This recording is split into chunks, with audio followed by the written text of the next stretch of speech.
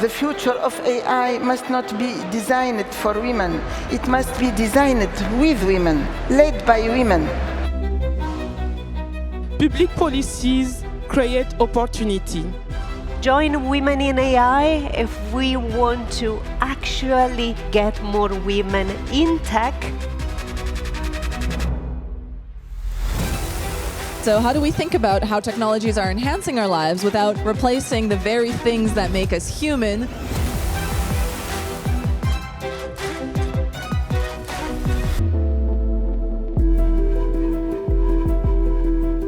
Our mission is to ensure that artificial general intelligence, AI systems that are smarter than humans, benefit all of humanity. We want to solve all of the problems.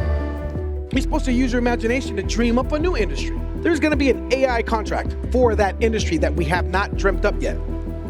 When I talk to people about AI back then, they'd say, "What's AI?"